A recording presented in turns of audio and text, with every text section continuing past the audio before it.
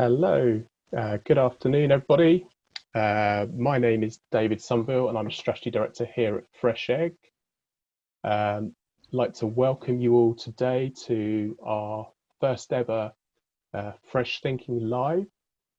You can see that there's a number of you joining right now, which is great. So I'm just going to give everyone a few seconds just to jump in. Hopefully you can hear us all okay. And then we'll kick off in just a few seconds time. So yeah, it looks good. Looks like there's lots of people joining us here.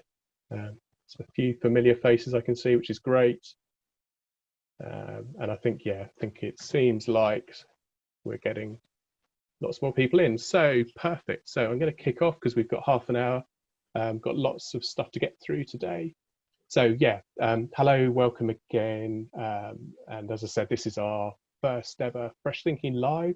We have been planning to do this for a while, but the current circumstances meant that it was actually a good time to kick this off sooner than we'd expected to. So my name's David Somerville. I'm strategy director here at Fresh Egg. And yeah, thank you for everyone for joining us today. We hope it's going to be an interesting, insightful, useful session for you all. And so this afternoon, what we're going to do is spend about the next 30 minutes discussing a topic which is even more important given the current climate we're in. And that topic is how to adapt to changing customer needs. So as a group at Fresh Egg, we've started to discuss this a week or so ago, just as the COVID-19 crisis was starting to take effect. And we've always been an advocate for businesses to consider the needs of their customers and potential customers. We always say to this to our clients. We always talk about everyone needing to be customer first and customer centric and understanding needs. So it really did seem to be a great topic to kick us off in this webinar series. So I'm not alone today, as you can hopefully see from your screen. I'm joined by a panel of Fresh Egg colleagues who are all, as per instructions, working at home with varying backgrounds and varying bits and pieces going on. So yeah, if you hear any noise, etc., in the background, or children or animals, then that's perfectly normal. So this afternoon I've got with me strategy director Nate Wood. Hi. And I've got head of analytics at Fresh Egg, Julian Erbsloeh. Hello. And also user research director Luke Hay. Hello. Perfect. So this afternoon, what we're going to do is have a really simple format to kick this off. So I'm going to ask the guys a series of questions related to the topic and ask them to be sharing their views. The bit that you can do to join in is if you've got a question related to this topic, so a question related to adapting to changing customer needs, then you can ask it using the Q&A feature that you'll find within Zoom here. So there's a Q&A feature. You can type in your question. And what we're going to do, hopefully the last sort of 10 minutes or so today, is I'll pick out some of those questions and ask those to the guys for them to hopefully come up with some sensible answers for you. So first of all, though, we're going to go through a series of questions. Some of them were put together by Fresh Egg employees. Also, some of them were submitted by a few of you when you registered as well for this webinar. So we've got a nice selection of questions. And I'm going to kick off with the first question. So the first question is, why is it important right now to be considering your customers' needs? And I'm going to go to Julian for his thoughts on that first of all. Yeah, thanks, Dave. It's obviously always important to be considering your customers' needs, even more so at the moment than ever, really, mainly because your customers' needs are changing on a weekly, if not daily basis, with the changing situation, with us adapting to how life changes around us. Some areas of our daily lives are sort of completely changing, which makes some things redundant while creating needs for new services mainly, but sometimes products. So it's never been more important than right now to understand what those needs are and to try and stay ahead of them. Okay, great. Thanks, Julian. So Luke, what would you like to add to that?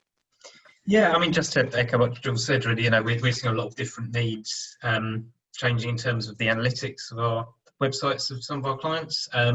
And I think it's considering how things are changing both in a physical way. Obviously, buildings are closing, people are spending more time at home, but also mentally, people are more anxious at the moment and more keen to that they can trust the brands that they deal with.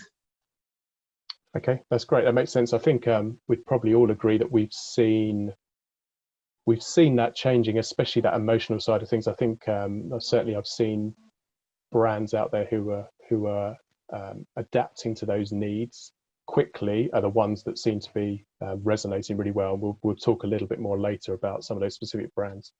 Nate, have you got any thoughts on that question of why it's important to be considering those needs right now? If you unmute, yeah. Only that it's always been important to understand those needs, right? And I think what's different right now is just the speed at which they're changing, and therefore the frequency at which you just have to keep on top of that. Okay, that's great. And so staying with you, Nate, then, in terms of the last couple of weeks, what trends have you seen in relation to that fact of people's needs are really changing and really literally changing by the day? Yeah, it's I think a lot of the initial panic is gone, and realization and acceptance are starting to set in. Everybody's or many people are now working from home. Digital adoption has gone through the roof. Obviously, we've seen brands like Zoom shoot through in terms of adoption. But I think alongside that, the need for solitude is starting to increase. Video call burnout has definitely started to take effect on people that I know. And so what we're seeing is that the behaviors around solitude, things like doing puzzles, reading, listening to podcasts, a lot of the retail data shows that areas that are up are things like toys for kids to keep kids entertained, puzzles, books, those sorts of things. These are all on the rise. So I think any way that you can fit into that immediate need right now, who knows what it's going to be next week, but that's a trend that's starting that I can see. Okay, great. And Luke, what about you? What have you seen that's sort of starting to come to the forefront, I guess, in terms of trends, if any? Yeah, I mean, it's obviously still fairly early days, and things are changing on a day-by-day basis, as Julian said. Very different for different industries as well. I think some of the commonalities we're seeing, particularly in terms of e-commerce, is a real change in browsing behaviour, less so in terms of checkout and things. People seem to be, we're running tests on checkouts, they seem to be fairly consistent throughout there, but in terms of the browsing behaviour people have, that's obviously different. There's different product needs going on. People perhaps are buying, dare I say it, and perhaps looking for larger quantities of things, perhaps, or more specific products. Also, a big difference between new and returning users. That's quite stark. Returning users perhaps want familiarity from a website. So again, if you're A/B testing on a site, you may have more an impact on those returning users who are perhaps used to seeing something different and are looking for something more familiar at that stage. The other thing as well is that because there is perhaps more bulk buying and things going on, having good out of stock messaging is more important than ever.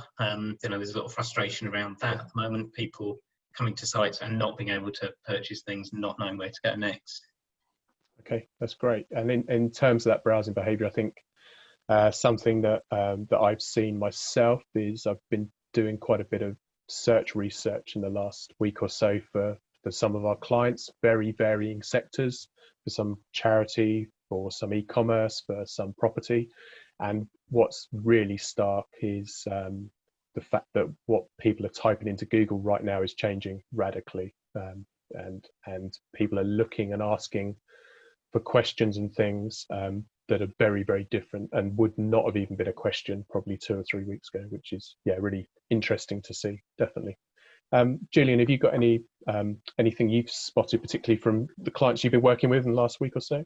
Yeah, not so much on a micro, but much more, like a bit more on a macro level, maybe. I think if I think about what needs are particularly changing, then I might be thinking about the things that we currently lack or are in short supply of, and two things that come to mind are certainty and trust. If as a company I can build on certainty and trust and be reliable, communicate stock levels clearly, like Luke already mentioned, or delivery times, be really clear, show on my website that I'm actually aware of the situation, rather than producing a stale site that looks as if this whole thing isn't happening. All of that builds trust, and I think that's really important. I think also what I probably find from me personally is that I'm less sensitive about certain things that usually I would be very sensitive about, like delivery times or not delivery times, delivery costs, Right. more importantly, or maybe poor UX, things that don't quite click so well. When everything else is fine, that sort of thing annoys me. Right now, when I've got something that I need and or I really want, I think I will try harder to get through there. Okay, that's great. So in terms of thinking about the fact that we know we've established that customer needs are changing, what particular methods would you recommend in order to try to understand more about those needs? So thinking sort of quantitatively, qualitatively, what do you think our clients can do and some of the people listening today can do to try to find more about that? And now, Luke, I'll go to you first because you very kindly wrote a blog post on Fresh Egg last week because you had some strong thoughts on this. So there's a lot more stuff there that people can go and look at in your blog post. But yeah, what sort of things do you think are the really key things that people can do right now?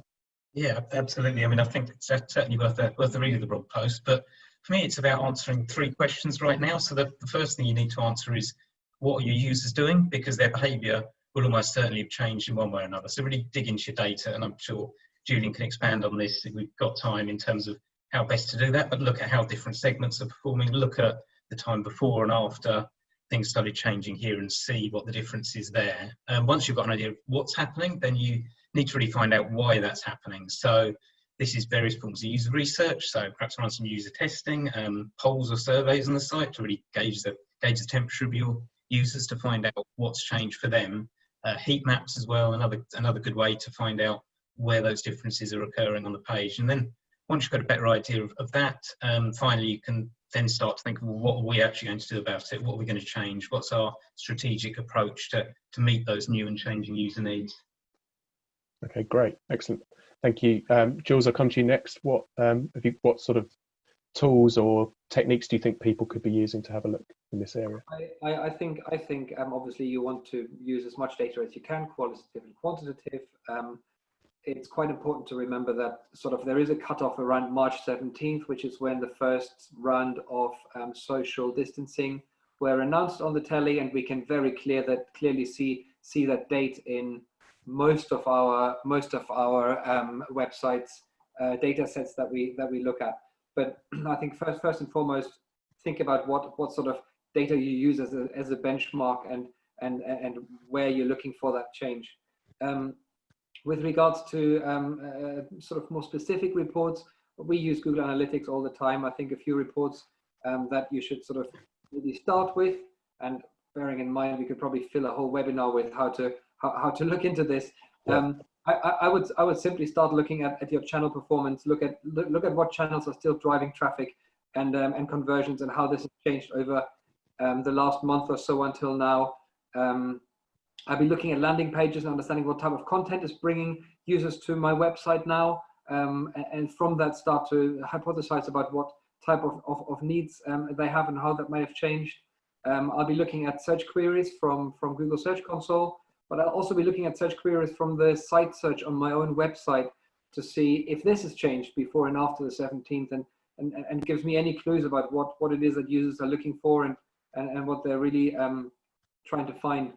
You supplement that with data from Google Trends and Answer the Public, etc., where you get a flavor for what other sort of queries related to your services and products are being searched for and how they're being searched. And last but not least, you need to segment your data, identify desirable behaviors, and create segments that group all of those together, who display those same sort of behaviors, and then build cohorts, and then look at traffic sources, device categories, or maybe time of day to help identify those groups, and see if you can find more of these people where those have come from. A really useful report is a user explorer report in GA as well, which sort of breaks down user journey step by step, which allows you to really look into, if you haven't got any sort of user recordings going on, it allows you to verify hunches about what's happening on your site. So those are the sort of first reports I'd start with. Okay, that's great. Thanks, Jules.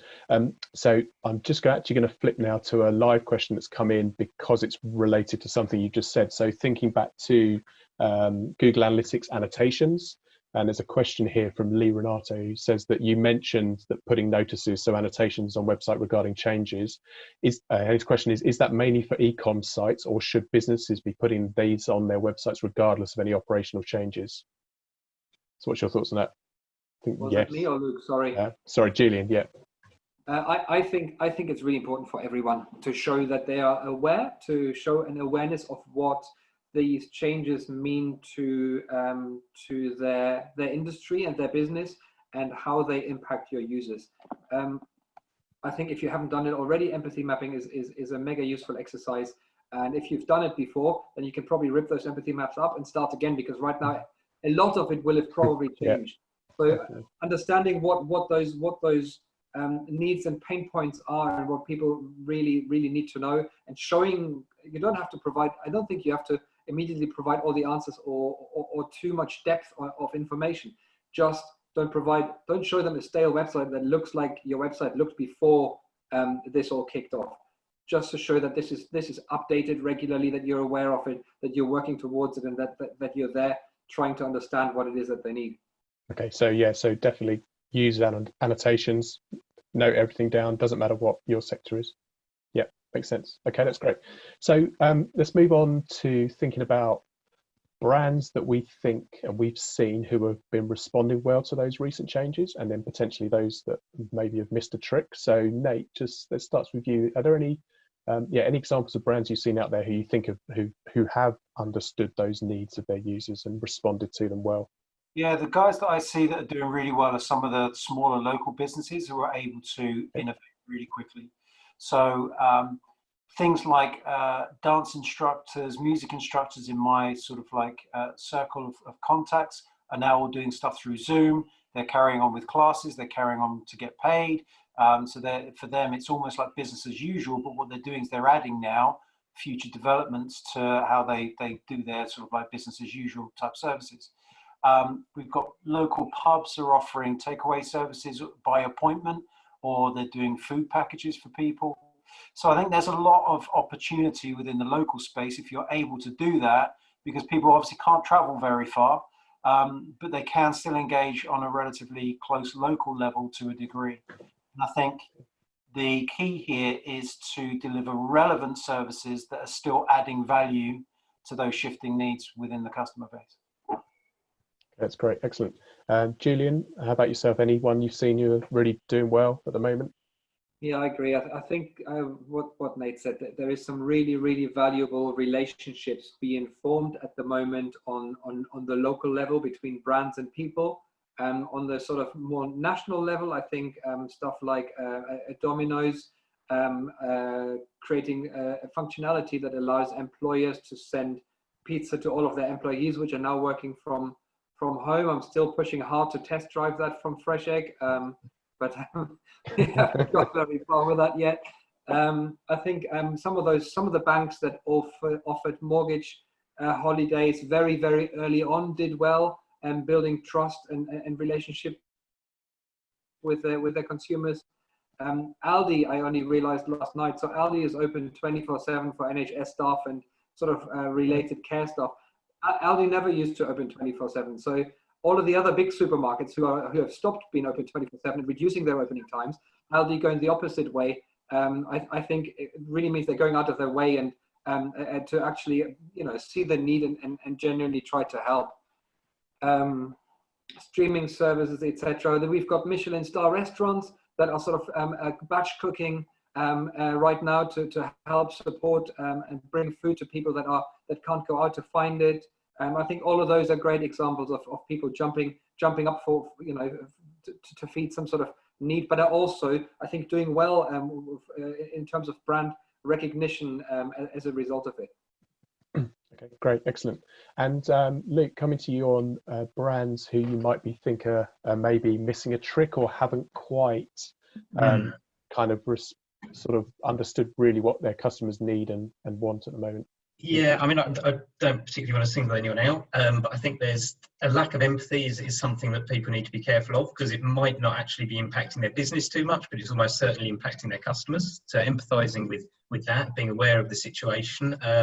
So, I mean, sort of going back to the last question, almost River Island did a really good job of sending an email around to all their customers saying, you know, we're not important anymore. Basically, this is far more important than us. Don't worry too much. And they're sort of, at the moment, seemingly trying to build a community rather than build their customer base, which I think is a wise thing to do. I mean, in terms of other brands who are doing badly, I mean, the subscription service is obviously seeing a massive uptake in subscriptions. And I think that the problem with some of those is those who make it hard to unsubscribe, those who have sort of dark patterns that make it really easy to sign up, you know, two-step process or whatever, but then you have to phone them up to unsubscribe, and there's issues with doing that at the best of times. But at the moment, particularly with the increase in demand, it does mean that, yeah, those brands will get found out essentially by running those kind of dark patterns. Yeah, definitely. Yeah, so it's important of whatever activity you are going to do, make sure you're being helpful. Basically, I think that's the phrase that pays. I think so, and also the sort of final thing is about being careful not to use scarcity and urgency too much, to not effectively scare people into buying things at this time. You know, in using the right way, sort of scarcity and urgency can be a good tactic, but be careful you're not seen to be sort of benefiting from the situation by scaring people. Okay, that's great. I think an example I'd add to that briefly is, as many people have probably done the last week or so, I went to buy some decent coffee to have at home. I've got 2 or 3 people I normally buy it from, went to one brand and they were offering free delivery, went to another brand and they weren't offering free delivery. So I naturally bought with the guys offering free delivery because I know their coffee is equally as good as each other. But the fact I was going to have to spend over £25, I think, just to get free delivery, whereas these guys were saying spend £7 or £8 and we'll send it to you for free. That for me as a consumer was perfect, and that's who I went with in the end. So yeah, a little mention to Extract Coffee in Bristol. If anyone's looking for some decent coffee, I'd go with them. Okay, so moving on.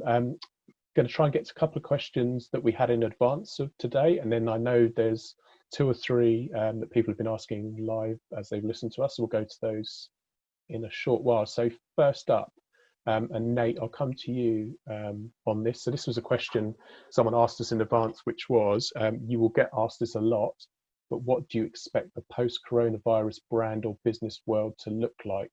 And then what will be the key changes that will remain? So yeah, interesting one. Yeah, tough one. I think post-coronavirus, first thing to note is that it's been noted through other big global issues like World War II, etc., that what they tend to do is they tend to accelerate trends that were happening before them. I think World War II accelerated certain social conditions that were underway, and post-World War II there was a big sort of like revolution leading into the 60s in the UK, which was a big social change. And I think that what we're seeing around trends that were happening before, so things like climate awareness was a trend that was starting to really accelerate. I think people now will be far more aware of the fact that globally governments do have control. They can do something when it's important enough.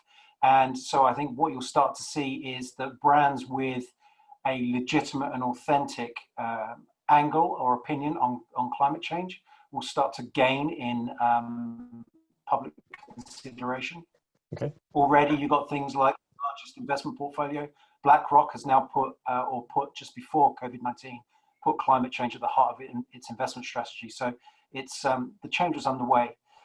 Tech adoption has just gone through the roof, particularly in older demographics. But I think we will start to see that happening. The rise or the slow demise of physical retail and the rise of delivery, digital retail, that's just going to accelerate. Changes, these sorts of things can also reverse things. So for example, social media was starting to see a real backlash pre-COVID-19. Facebook in particular, with what it did with Cambridge Analytics, the fact that its design and the way that it's built has been shown to pull triggers that are not great for mental health, deliberately so. It was in a decline, but what's happening now, during COVID-19 and during lockdown is they're seeing like 50% growth in platform messaging, and video calling using Facebook has more than doubled across some countries. And I think some of that will start to be reversed. Some of that backlash for those brands, you know, it may be that new social brands come to the fore, like Zoom, but we'll start to see those sorts of things happening and sticking. Perfect, thanks, Nate. So I'm going to jump into some of the questions that attendees have been asking live. So first one, and Julian, I'm going to come to you on this. It's quite apt for us, I think, and I've got a couple of thoughts on it if need be. But so Violet Pugh, so thanks Violet, has asked a question which is, what recommendations do you have around enhancing website user experience and lead conversion for property brands during these unprecedented times? And you're on mute. Yes, Zoom tells me when I'm unmuted, so I start talking, sorry. So these are obviously particularly challenging time for the property market. So I think it was March 27th or so that the government officially declared the entire property market on hold. What does that even mean? I think from what we see across that market is that whilst the sort of sales market has ground to a bit of a halt for a few weeks, we've seen upticks again of interest actually in this last week. So it feels like immediately after lockdown, everyone sort of went into a freeze to see what happens next. But now that we realize that we're not in this for another 2 or 3 weeks, but maybe, I don't know, maybe up to 12 or 18 months, I think we will probably see normality start gripping again, and some sort of movement getting into that market. The rental market has obviously been a lot more active than the sales market, and I don't think it's quite as effective. So virtual viewings have still allowed people to sort of to actually complete on sales, etc. I think one big recommendation that applies for everyone in this instance is build brand by showing that you care. And I think the estate agents are probably in quite a unique situation there, because they are a central part of small communities. They've got premises in those communities. They speak to the people in those communities. They've got a really big opportunity of getting involved in some of those community efforts, and not immediately looking for ROI, but looking to show that they care and build a brand that will still be around and stronger when we come out of this. Perfect. Yeah, that's great. Thanks, Jules. So another question, and Luke, Nate, one of you might want to stick your hand up for this.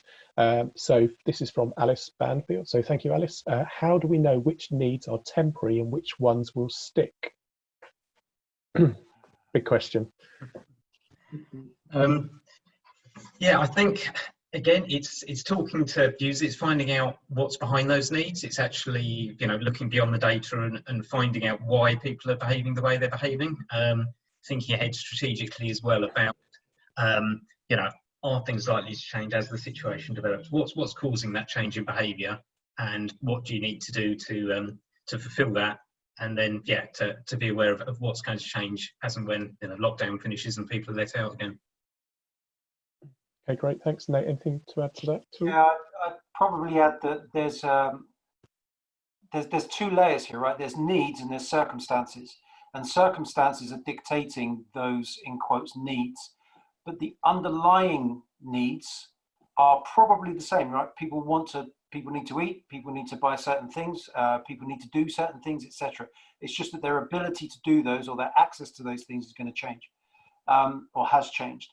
I think the thing to do is for any particular business, is to literally sit down, brainstorm that through, understand what has changed for our customers, what are the circumstances that are sat over the top of that, how have they impacted those users currently, and were we to change those circumstances, do we honestly believe that anything's going to flip back immediately, or are they going to be changes that are going to be sort of like more ingrained? So things like, for example, taking on e-commerce. So e-commerce growth, that was a trend that was happening before. It's going to have been accelerated. That will probably stick. People will continue to do more online, right? It doesn't mean they're not going to necessarily stop needing things like food, etc. It's just that the circumstances and the delivery mechanism that they utilize will probably change. But there's no reason why you can't have both the new version and the old version running at the same time. Okay, great, perfect, thanks. And so another question we have here from anonymous attendee. It's again a really good question. Is there anything that would have been best practice a few weeks ago that should now be avoided? Interesting. Anyone thoughts? When I read this earlier, I couldn't think to the top of my head if there was anything that we would say to avoid doing now. There's probably marketing tactics that you would pause. Yeah, you probably ads, because out of home is going to be really quite tough to demonstrate its value. I think the only thing that I would probably say here is that normally what we would recommend is when looking at data, use a decent amount of time to try and spot a trend. Those trends just aren't going to happen right now because things are shifting so quickly.